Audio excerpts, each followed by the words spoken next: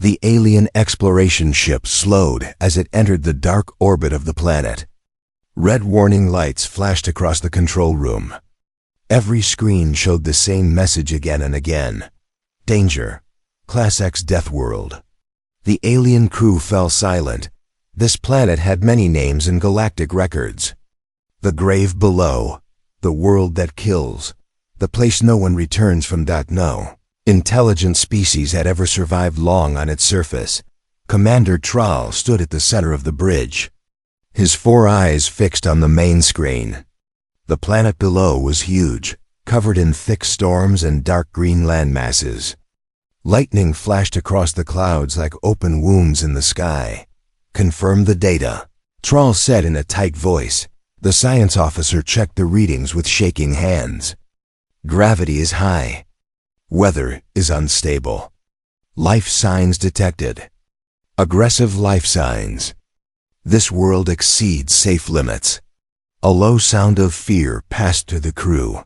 Then we leave, the commander said quickly. Mark the planet, and... That won't be possible, another officer interrupted.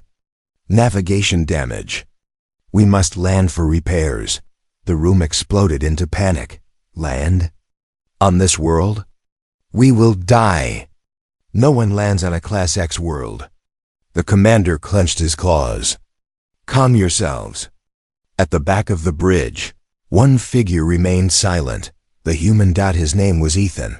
He stood near the observation window, arms crossed, looking down at the planet. His face showed no fear, no shock, only interest. Ethan leaned closer to the glass, studying the clouds, the oceans, the strange land below. It looks rough, he said calmly. The crew turned toward him in disbelief. Rough? The science officer repeated. Human Ethan, this planet is a nightmare. Ethan nodded slowly. Yeah, I can see that. Commander Traal stepped forward. Human, do you understand?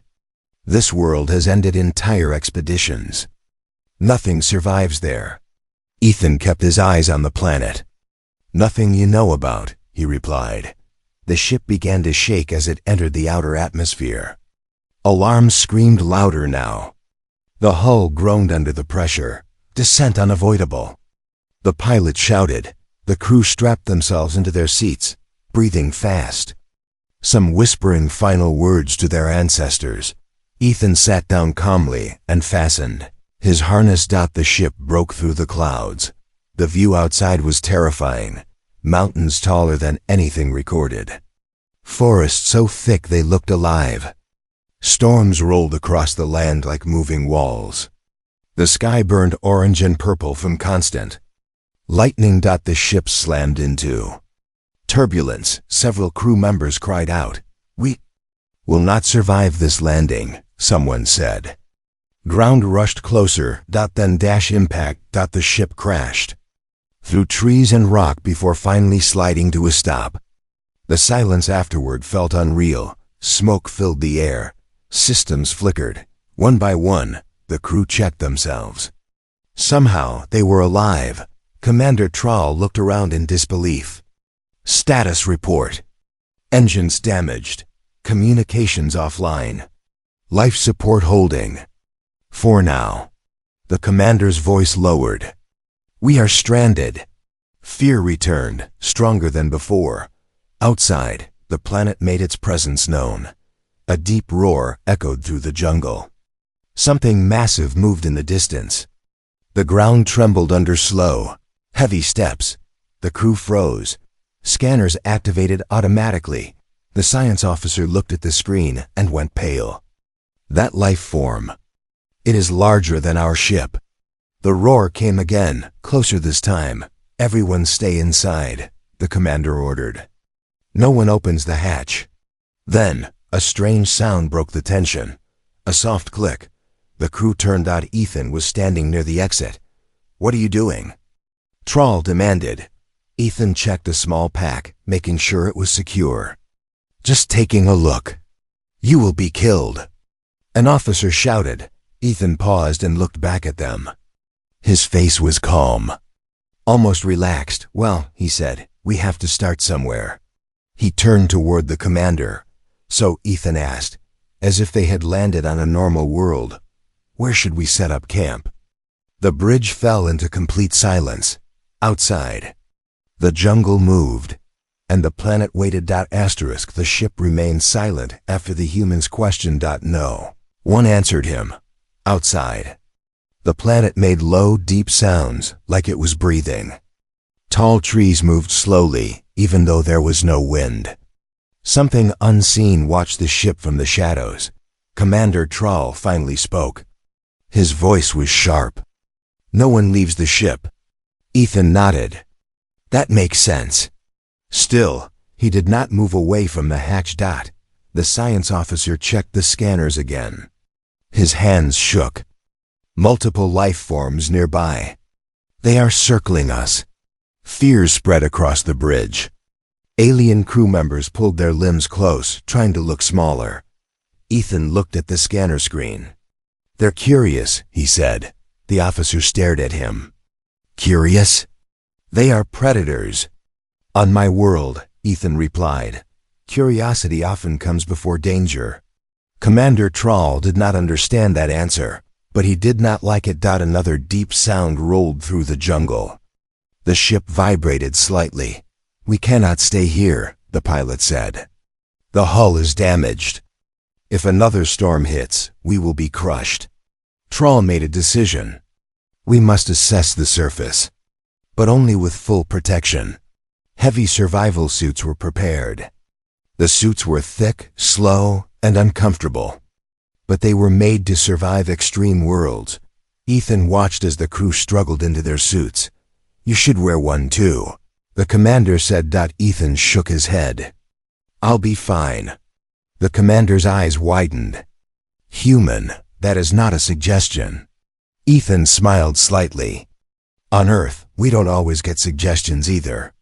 The hatch slowly opened. Hot air rushed inside. It smelled wet and sharp, like metal and plants mixed together. The sounds of insects filled the air, loud and endless.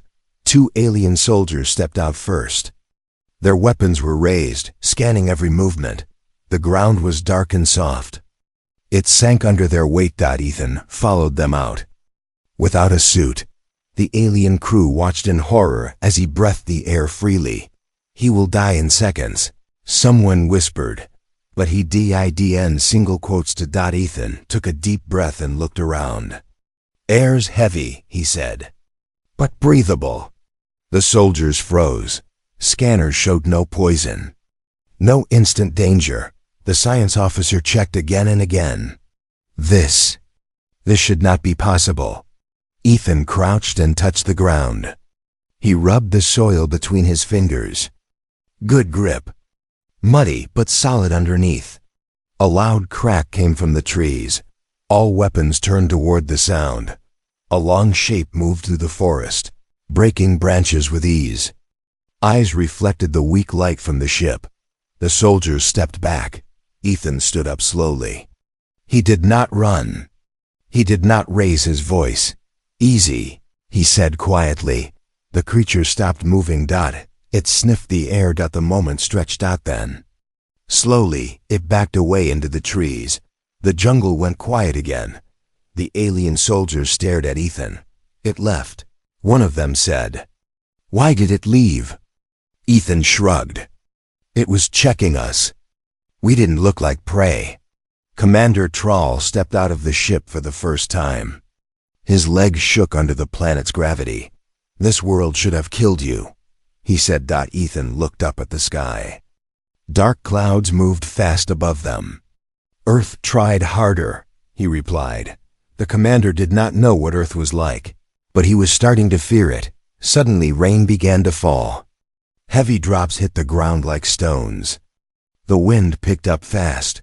"We need shelter," the pilot shouted. Ethan pointed toward a group of rocks near the trees. "That area is higher. Less flooding." The science officer checked the terrain. "He is correct." Against every instinct, the crew followed the human.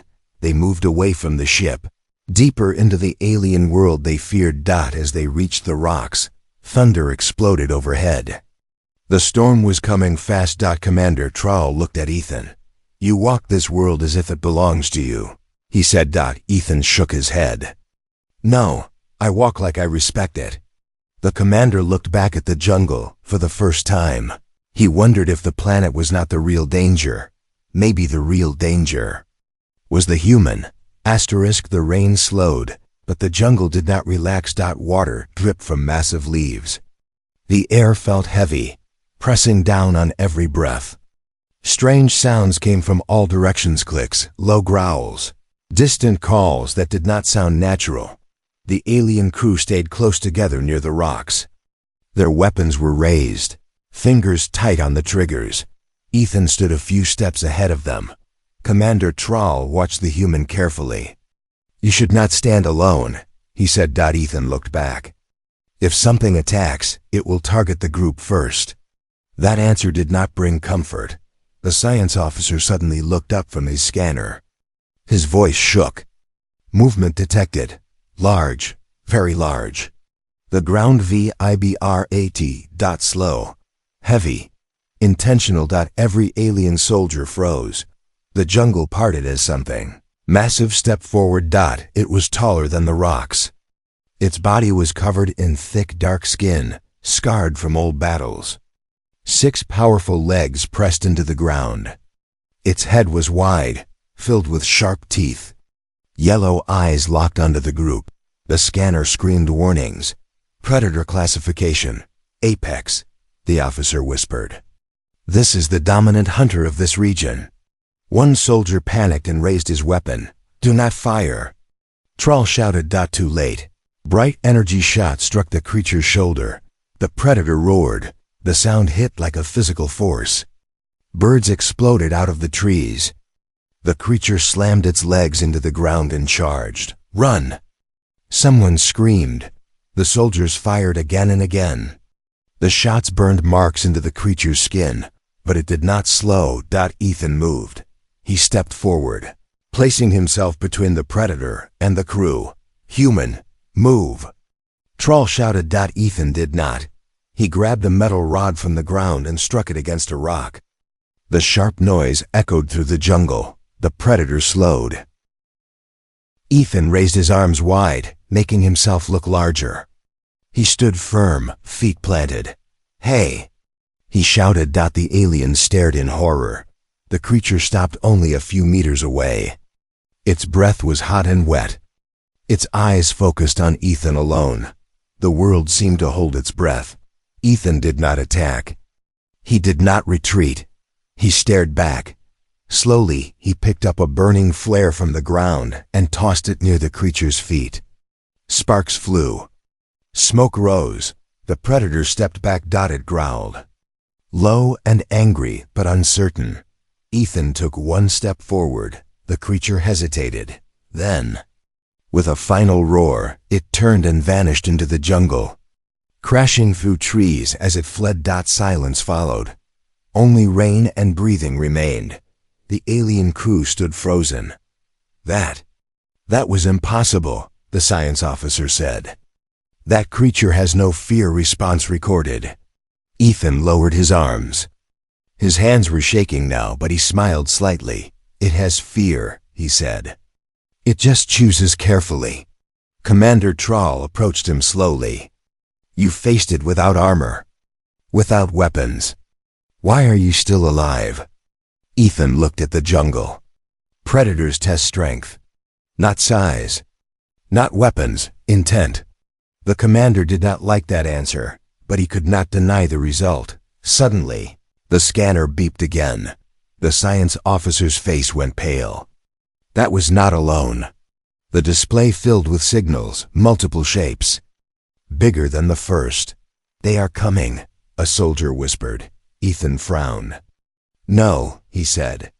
They're watching. The jungle felt different now. Quiet, too quiet. The crew slowly backed toward the rocks. We cannot stay here, Trawl said. This place will kill us. And nodded. Agreed. The commander paused. Then where do we go? Ethan looked toward the forest edge, then at the damaged ship, then up at the dark sky. "We make camp," he said. The crew stared at him. "Tonight," Ethan continued, "we don't run. We show this world we belong here." Thunder rolled in the distance, deep in the jungle. Something massive moved and waited. Night fell fast on the death world. The sun did not slowly set like on peaceful planets. It vanished behind thick clouds, and darkness rushed in as if the planet wanted to hide its true face. The jungle changed. Sounds grew louder, deeper, more alive. Commander Troll ordered the crew to form a tight circle near the rocks. Portable lights were activated, casting weak white beams into the trees. The shadows did not move away. They seemed to press closer. Ethan worked quietly. He gathered broken metal from the crashed ship and dry branches from under the rocks. He moved with care, watching the wind, listening to the jungle. "What is he doing?" The science officer whispered. "Wasting energy," a soldier replied. "Nothing survives the night here." Ethan struck a spark. Fire came to life. The flames flickered, then grew strong. Orange light pushed back the darkness. The air around the camp warmed slightly. The jungle reacted. Low growls echoed. Distant screams answered back. Several alien crew members cried out in fear. "Turn it off!" Someone shouted. "The light will attract them." Ethan shook his head. "Darkness attracts hunters. Light warns them." Commander Troll watched the fire closely. "Fire is rare technology in our fleet." Ethan smiled faintly. "On Earth, it's older than cities." As the night deepened, eyes appeared in the trees, small at first. Then many. Green, yellow, red. They blinked slowly, watching the camp. Weapons were raised again. "Hold your fire," Ethan said calmly. "They're measuring us." The crew did not understand, but they listened. Rain returned, light but steady. Steam rose from the fire, creating a strange glowing mist. Suddenly, a deep vibration shook the ground. The largest shadow yet appeared beyond the trees. It was massive, taller than the predator from before. Its shape was unclear, but its presence pressed on everyone's mind. The science officer checked the scanner and froze. This life form. It does not hunt alone. More shapes moved behind it.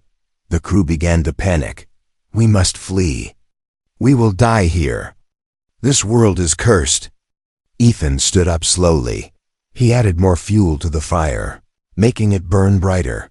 The massive shadow stopped. Ethan picked up a piece of metal and placed it into the flames. It glowed red. "What are you doing?" Troll demanded, sending a message. Ethan replied. He lifted the glowing metal high. The predators did not move closer. The jungle grew silent. Again, minutes passed like hours. Then the massive shadow lowered its head and backed away. The other shapes followed. The eyes vanished into the darkness. The crew collapsed in relief. Commander Troll stared at Ethan. "You did not fight. You did not hide. You challenged them." Ethan sat down near the fire. "Most creatures want to know one thing," he said. "Are you food or trouble?" The commander felt a chill that had nothing to do with the night air. Later, as the fire burned low, the crew tried to rest. No one truly slept. Every sound felt close. Every movement felt dangerous. Ethan stayed awake, watching the jungle. The science officer finally asked, "Human, how do you remain calm?" Ethan thought for a moment. "Because fear wastes energy, and this world will test us again." As if answering him, the ground trembled. Far away, something huge moved, something ancient. Commander Troll looked toward the darkness and realized the truth. This planet was not trying to kill them. It was watching them, testing them, and the night was far from over. Morning came slowly. A weak gray light pushed through the clouds, touching the jungle with cold color. The night had passed, but its fear still hung in the air. The alien crew gathered near the dying fire. Their faces showed shock, not relief. They had survived the night on a world no one survived. Commander Trowell looked around the camp. "Status," he said quietly. "No injuries," the medic replied. "No attacks." The commander nodded, but his eyes moved to Ethan. The human sat on a rock, cleaning dirt from his hands. He looked tired, yet calm. Trowell walked toward him. "You knew this would happen," he said. "You knew the night would test us." Ethan looked up. "I expected it." The commander paused. "Why?" Ethan stood and looked at the jungle. The massive trees, the thick fog, the broken ground. "My world is like this," he said simply. The alien crew turned to listen. Ethan spoke slowly, choosing his words.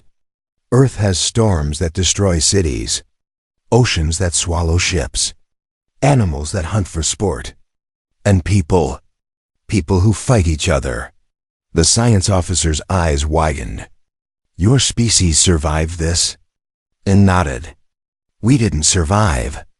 We adapted." He picked up a stone and tossed it. "Humans learned when to fight, when to hide, and when to stand still." The commander felt uneasy. "This planet is classified as a nightmare." Ethan smiled slightly. "So was Earth." The crew fell silent as the science officer checked planetary data again. The conditions match early human homeworld data. "But worse." Ethan shrugged. "Sounds familiar." A low hum filled the air. The damaged ship's systems flickered back online. "Partial power restored," the pilot announced. "But repairs will take time." Time was something they did not have. The jungle shifted again. Something watched them.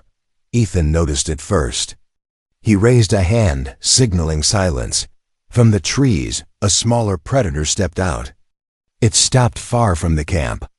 It did not attack. It observed. "Why does it not charge?" A soldier whispered. Ethan lowered his voice. "It remembers last night." The creature tilted its head, then slowly retreated.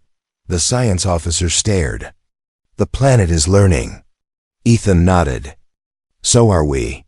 Commander Trowell felt something new: respect and fear. "You walk this world like a native," he said.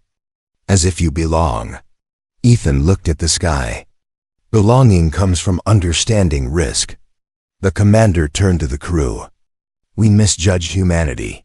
No one disagreed. Suddenly, the ground shook harder than before. A deep rumble rolled through the land. The science officer's scanner screamed warnings. Massive tectonic disturbance. Storm system forming. The sky darkened again. "This planet is not done with us," Trowell said. Ethan tightened the straps on his pack. "Good. Tests usually come in stages." The crew stared at him. "You call this a test?" One asked. Ethan met his eyes. "Everything that tries to kill you is a test." The storm clouds gathered fast. Wind tore through the trees. Leaves and debris flew through the air. "We must prepare," Trowell said. Ethan pointed toward higher ground. "We anchor there. We ride it out." The science officer checked the data. "That area offers the highest survival chance." Again, the human was right. As they moved, Trowell walked beside Ethan. "The galaxy fears your species," he said quietly. "I understand why now." Ethan did not answer. Thunder cracked overhead. The planet roared, and the crew realized something terrifying. This was not the end. This was the beginning. The storm arrived like a living thing. The wind screamed through the jungle, bending trees until their trunks cracked. Rain fell in thick sheets, hitting the ground with violent force. The sky flashed again and again with white light. Commander Trowell shouted orders over the noise. "Secure equipment. Stay together." The alien crew struggled against the heavy gravity and strong wind. Their suits slowed them down. Every step felt like a fight. Ethan moved faster. He tied cables around rocks, trees, and broken ship parts. His hands worked quickly, even as rain soaked his clothes. "We will not survive this," a soldier cried. Ethan did not stop. Yes, we will, he said. If we work together. The science officer checked the storm data and looked terrified.